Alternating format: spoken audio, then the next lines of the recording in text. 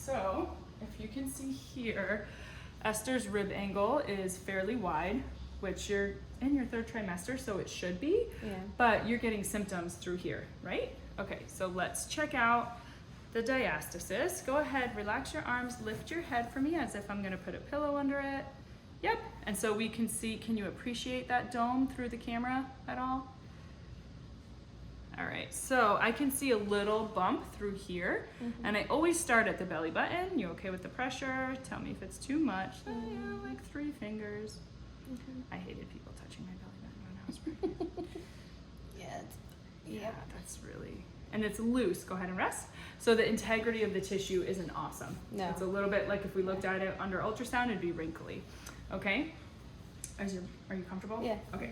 So what I usually do when I see that wide angle, asymptomatic diastasis, I release from the top of the ribs. Okay? So I come through here, and Esther's just a little tight in her neck. So I've been sleeping on my side for 8 months. Oh, Lord have mercy. Yeah. I'll even just gently down glide the collarbone, and then like an AP glide. I like to release upper trap, pec, pec minor, pec major, right? And these have grown, so. Yeah, it's legitimately a lot of work that you're doing here. On the outside and on the inside. Yeah. I actually weighed that. How do you do that? I was like, this is ridiculous how much weight I'm carrying. That's funny. Man. That is too funny. Right there. Yeah. Try to take nice deep breaths for me. And then I get under the shoulder blade.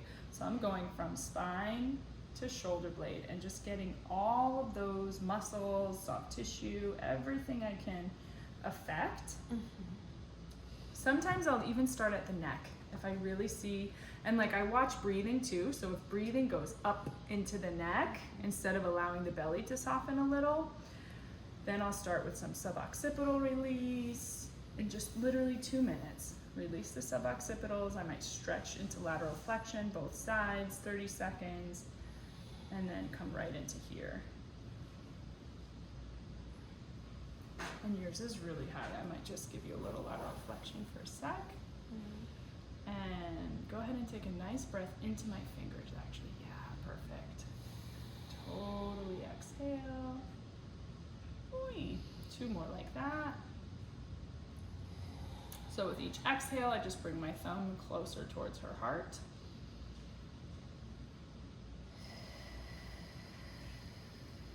Perfect. And back to the center.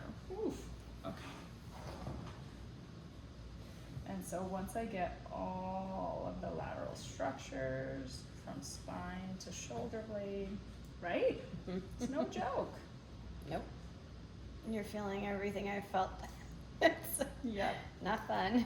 No, it's not. And then I just gently ask the shoulder to sit where it belongs. So my bottom hand is gliding the scapula towards her opposite ilium. And my top hand is just doing an easy pec stretch. So it's like this and this.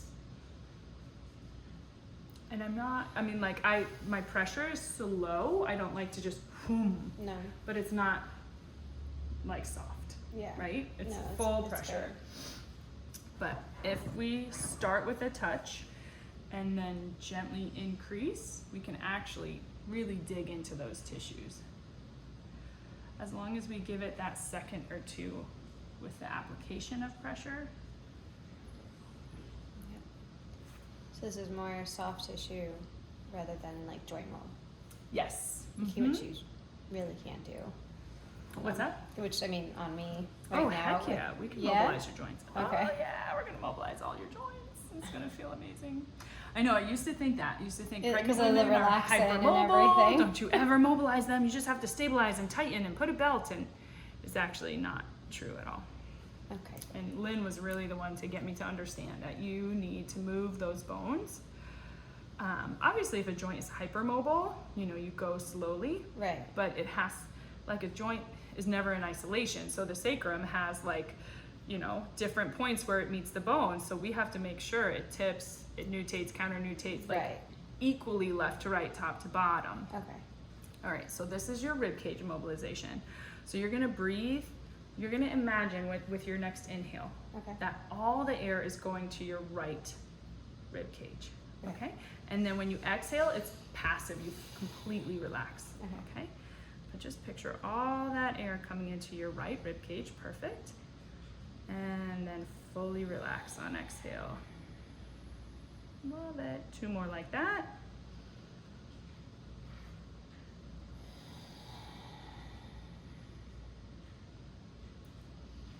One. Awesome. So remember, the ribs have joints like a bucket handle, right? So they're gonna come up and down with inhale and exhale. So we're literally just reminding this rib cage, this is how far you can move. You're gonna rest out here because of the belly, but get in there sometimes, and that movement is like, oh, thank God I have movement. Breathing into my shoulders too. Yes, yes. Yeah. So even though, and now do you feel a stretch with this arm? Oh, yeah. You do, okay, Yeah. so let it breathe for another moment. Okay. We'll release through here. I want to see if you notice any difference in my left side, because he kicked, my first son kicked that side like for the last month. So I don't know if my left diaphragm ever recovered. Oh, that's awful. So this is what I have here. Can you see that? Okay, so I would say your right rib cage, and we just released it, so I don't know if this was true beforehand, but your right rib cage is about 110. Your left looks like 150, 160 degrees. Okay, so a 90-degree substernal angle is tight. Mine is 90 degrees on both sides, okay? Yours is like here and here. The right is, so almost like 180, almost like it's just straight across. Yeah. If that makes sense. So yes, he needs to go in timeout when you get home. My son? Yes. Yeah. He also pushes on everything. The little man inside? The little man inside and the little man outside. And the man outside? Yeah. That's just rude. Oh no. And then do you hold David on the left? The right. The right, okay. All right, so typically what I find is that the more flared rib is the one that holds. The side that the mom holds the baby on. Not always true. Just like I was taught in PT school, the lower shoulder is typically the dominant shoulder. That's not always true for me.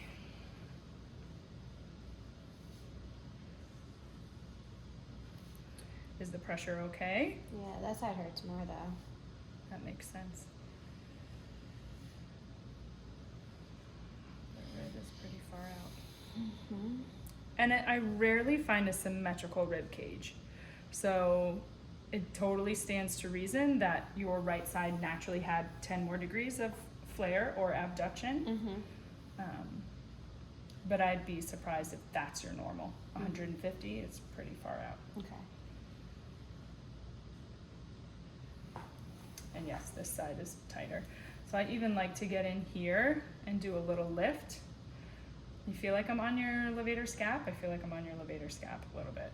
I feel like I'm on my supraspinatus. Okay, yep. But yeah, I mean, no, now that I'm feeling it, yeah. Like I felt it extending outward more. Nice. So if I can get a muscle bend on levator scap and then just gently squeeze it, hug it with my fingers, it's not fun, but it really releases the muscle. That's gotta be your levator scap, right? Yeah. Is it? Okay, because I'm right at the top angle of your shoulder blade. Yeah. Ooh. Every pregnant mom needs this once a week. It's just too much. It's been 8 months. Yeah, summatively, Like, it's just too much. I don't think I've gotten this ever. I was gonna ask, do you do massages at all? For me? For me? The last time I got a massage, it was an induction massage and it didn't work. Oh, that's a bummer. Yeah. Okay, and that's not necessarily like a for fun massage. No, she kept finding pressure points. It was weird. Yeah. And none of it worked. That's a bummer. Yeah. I actually did acupuncture to get induced with my daughter. Oh, you did? Mm-hmm. Worked Did like it? a charm. Did it? Okay. Yeah. I had zero faith in her the whole time. She's like, your baby's gonna be born in 12 hours. And I was like, whatever. You have no idea what you're talking Just about. here to try this out. Right? You literally just put needles in my earlobe and my wrist, and you think my baby's gonna come out? Well, give me the name, because then I'm going to go at the end of May and say, was correct. Get him out. Within 20 minutes, she was correct with Yeah. her guess, her assessment. Yeah. And I was like, what? So I have to give her credit. I told my And now- doctor on Monday. I went Monday to go see him, and I was like, "You're not letting me go past the due date." He's like, "Did I do it last time?" I said, "Yeah. You let me go almost a week overdue." Yeah. He's like, "That's not so bad." And I'm like, "That's still overdue." So you're done. June 6th, you're done. I love it. Every hour after 40 weeks is like a year. It's horrible. It's horrible. And every like kick, every burp, you're like, what was that, a contraction? Well, I've been getting a lot of Braxton Hicks lately. Have you? Yeah. All right, go ahead and breathe all your air into this left side. Beautiful. So we have a lot of motion here. Nice full Really? breath. I feel like I don't have any motion on that side. Oh yeah, feel it. Lean into it a little bit. Yeah. And then inhale. Good. Last one.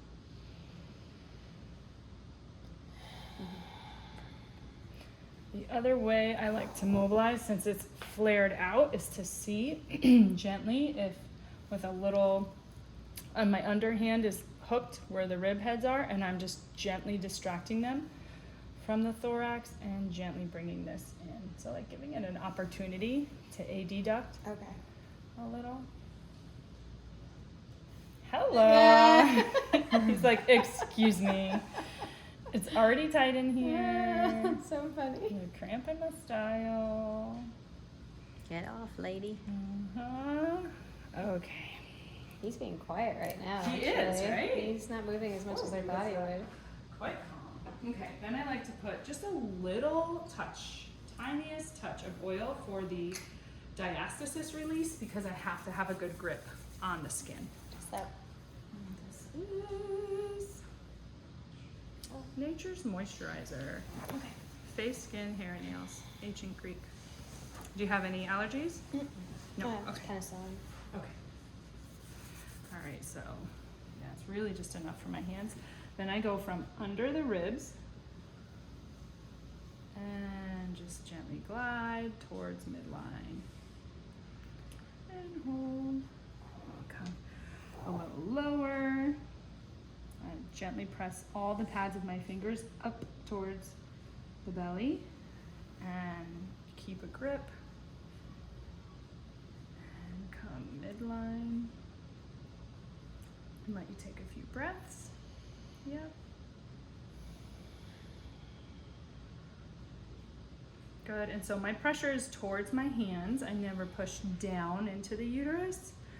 But still, it's not that I have to be gentle, right? Like this isn't soft. It's not superficial. We're getting through to some layers. Then when I take my pressure off, I try to be slow. Now we're towards the belly button. I never realized how big it was. How big? This is the diastasis. Like, yeah? You measured around 3 fingers, So it's not great. but you're in your 3rd trimester. So it's Yeah. really not bad. It really isn't. Some studies show that all moms who carry to term have diastasis. I've heard It's not that really too. accurate. No? No, I've read others that say closer to 66%, and I think that's right on Okay. in my experience, what I've seen. There are plenty of moms who go through the 3rd trimester without having diastasis. It doesn't have to be a thing. And so then everything I do is midline, because only because your belly showed me that the linea alba is being strained. Okay. So then I try to get the lateral border of your rectus lateral border of your rectus. You bring them together.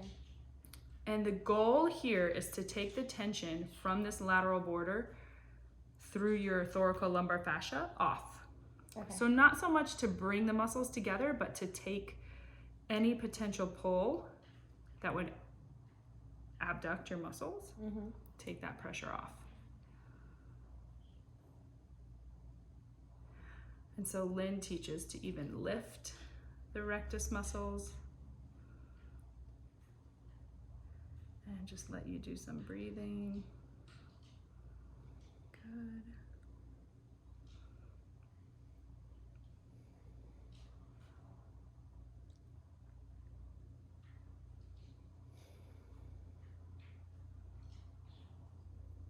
Any exercise during this pregnancy?